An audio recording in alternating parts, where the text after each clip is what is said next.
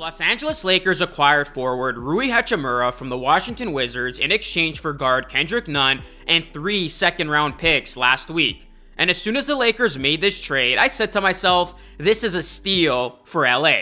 Rui is only 24 years old and has so much untapped potential. The former 9th overall pick in the 2019 NBA draft has already been effortlessly fitting in alongside Anthony Davis and LeBron James. Hachimura is coming off his best game as a Laker. He had 19 points, 9 rebounds, and was 8 of 12 from the field. And of course, Rui had a huge block in OT, which helped the Lakers secure the win against the Knicks, and he also played some solid defense while helping keep Julius Randle in check, as Randle was just 6 of 19 from the floor.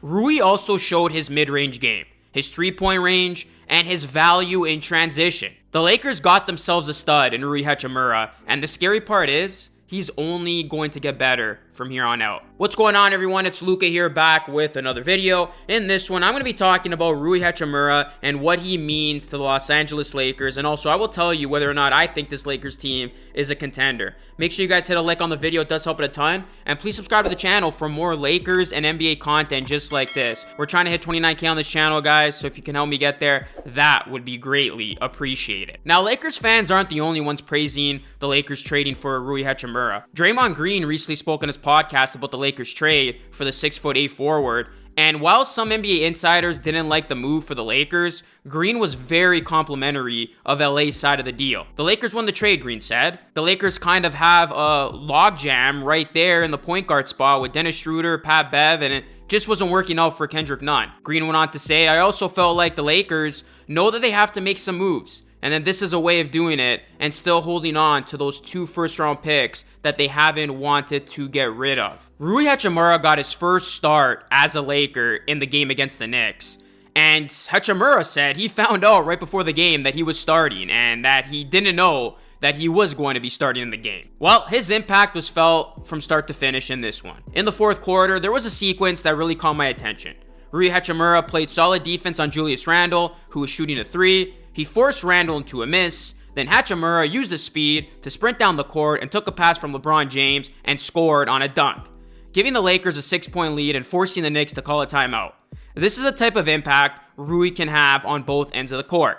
And then, of course, arguably the most momentum-shifting play of the night, Lakers had a 5-point lead in overtime when Jalen Brunson drove the lane for a layup. This was thought to be a routine bucket for Brunson, but not on Rui's watch. Hachimura leaped high to block it. Rui was initially called for goaltending, which would have cut the Lakers' lead to 3 points, but the referees overturned the call, keeping the Lakers up by 5 and giving Hachimura his team's only block of the night with 1 minute and 44 seconds left in overtime. You can make the argument that the Lakers don't win this game without Rui Hachimura's contributions. I also like how Rui can not only be effective in the mid-range game, but he can also hit threes, which is something the Lakers have struggled with. Since the start of the 2021-2022 season, Hachimura has averaged 1.2 threes in just 23.3 minutes, while shooting 39.4% from deep. If that keeps up, he'll help the Lakers in each of those team categories. And if Tuesday was any indication, he should indeed be able to keep it up from downtown. Hachimura went 2 of 4 from three-point land against the Knicks. Rui should continue to be a starter for the Lakers the rest of the way, in my opinion, as I think this will truly maximize his value.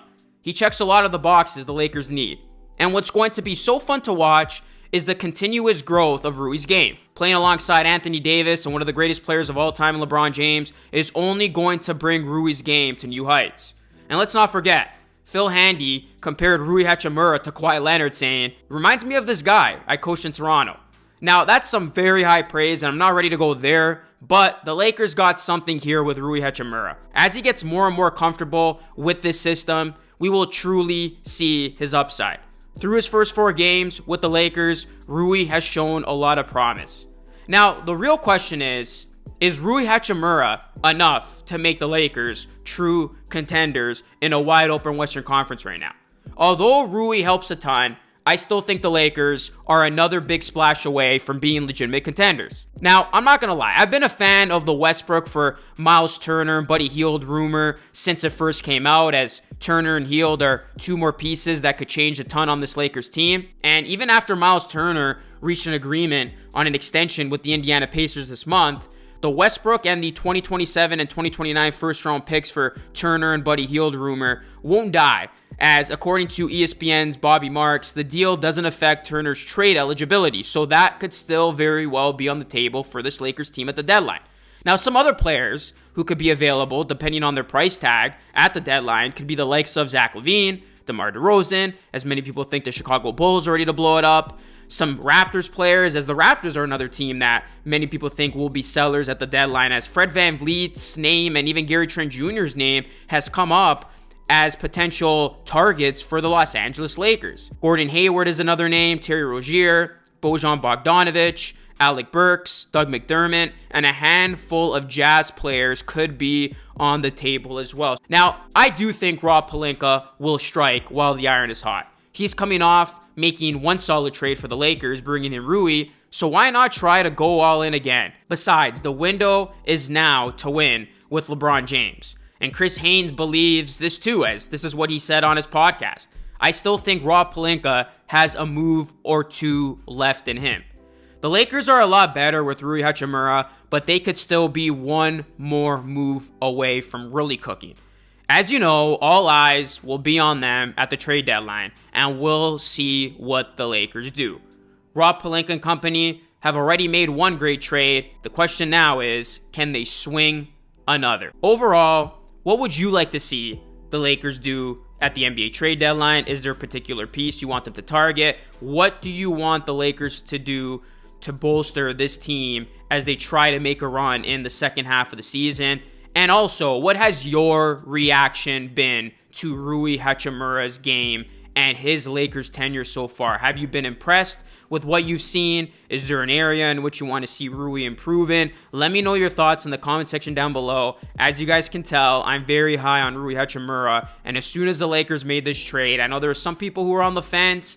I knew the Lakers got themselves a special young talent in Rui, because if you've been watching his career throughout the years, I know a lot of people don't watch Wizards basketball, and that's no shot to the Wizards, but a lot of people didn't even know what Rui was doing. But when you look at some of the highlights and what he's capable of doing, his intangibles, you can see why there are a lot of people high on Rui Hachimura's game. And I think the Lakers bringing him in for what they did, when we look back on this deal many years from now, I think it's truly going to be a huge steal for the Lakers, as I already do think it's a steal for the Lakers. So we'll see how that ages, and also we'll see how the Lakers look after the NBA trade deadline. Is this a team that's going to stay pat, or is this a team that's going to get aggressive and roll the dice once again? All right, guys, that is it for me. As always, thank you so much for watching. Your support is greatly appreciated. This is Luca signing off, and I'll catch you all again in the next video.